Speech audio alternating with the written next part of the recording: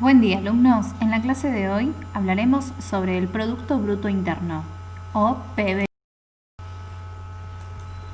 Este es el valor de mercado o monetario de todos los bienes y servicios finales producidos dentro de un país en un periodo determinado, usualmente un año.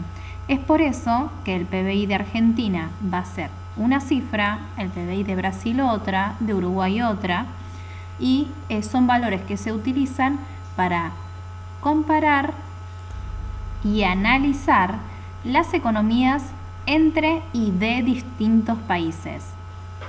Hablamos de bienes y servicios finales para evitar la doble contabilización. O sea, que la venta de semillas de trigos no va a ser tomada en cuenta, pero sí lo va a ser la venta de harina, de paquetes de harinas en supermercados. Como ya mencioné, el PBI mide lo producido dentro de la economía de un país, sin importar quién es el dueño de la producción, o sea, si es sector primario, secundario o terciario, siempre y cuando sean bienes y servicios finales. Comprender y analizar el tamaño del PBI es importante por dos motivos. El primero es una medida del bienestar económico de una sociedad porque indica qué cantidad de bienes y servicios se consumen en un país. El segundo es una medida de ingreso de la economía. Para que los bienes se puedan vender en el mercado, debe existir alguien que los compre y para hacerlos hacen falta ingresos. Por este motivo suele hablarse del Producto o Ingreso Nacional como sinónimos. La igualdad P igual I, o sea, Producto igual Ingreso, es una de las llamadas identidades macroeconómicas. Lo que quiero decir es que si yo comparo dos países, en el primero la gente consume y vende muchos bienes y servicios, y otro país en donde no hay muchas ventas, o sea, compras de bienes y servicios. Voy a suponer que en el primero, en donde hay mayor consumo, hay un mayor bienestar de la población, porque ellos pueden acceder a mayores cantidades de estos bienes o servicios.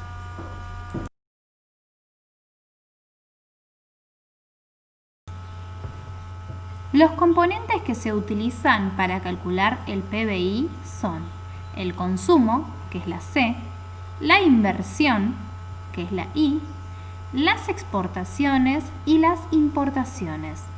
Puesto en otros términos, PBI es igual a C más I más la diferencia, la X, son las exportaciones y la M son las importaciones.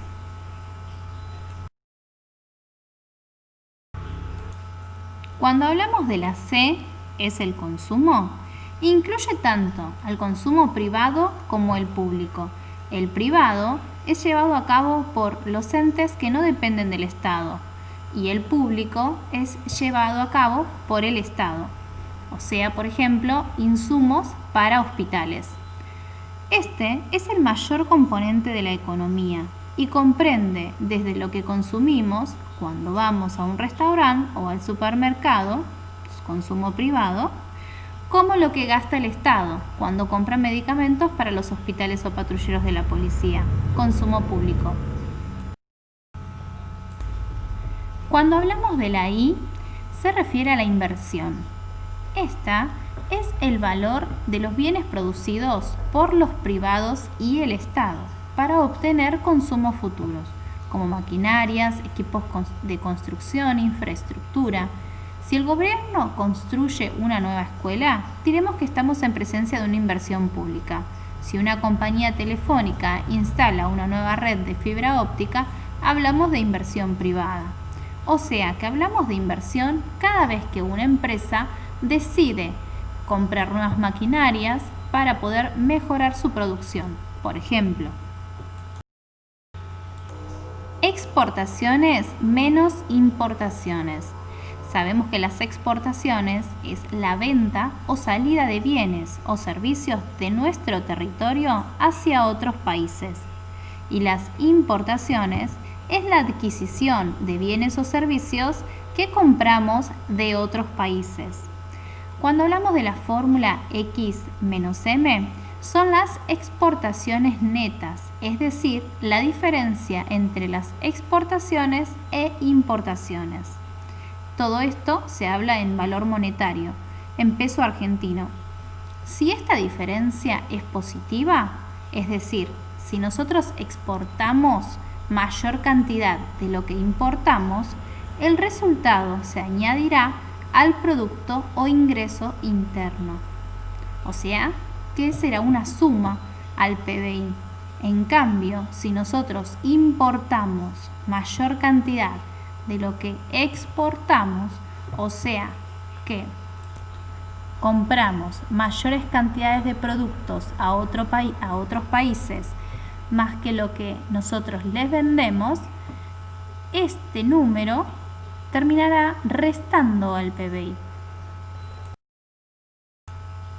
El PBI per cápita es el PBI por persona. Esto es un cálculo en el que se divide el valor del PBI por la cantidad de habitantes de ese país.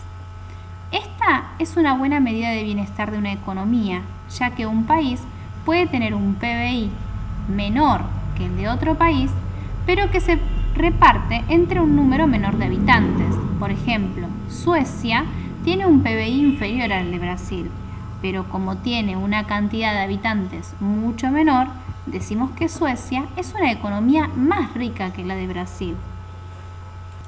De todas formas, debo advertirles que este indicador da por sentado de que toda la población de dicho país tiene la misma capacidad adquisitiva, o sea, que cuenta con los mismos recursos para saciar sus necesidades.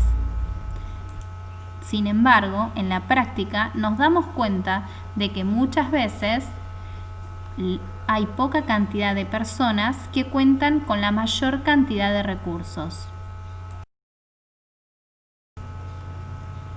El PBI puede aumentar por incrementos tanto en los precios de los bienes y servicios como en las cantidades producidas de estos. Acá vamos a diferenciar el PBI nominal del PBI real. El nominal tiene en cuenta el precio de los bienes y servicios en cada año, lo que se llama precios corrientes. O sea que si hay inflación y todos los precios aumentan, el PBI nominal aumentaría porque se estarían utilizando más recursos para poder saciar esas necesidades. En cambio, el PBI real toma el valor de la producción a precios fijos o constantes, es decir, descuenta el efecto de la inflación en la medición del producto. Por ejemplo, si el PBI de un país aumenta un 10% en términos nominales en un año dado, pero durante ese año la inflación fue del 7%, entonces el PBI real aumentó solamente un 3%.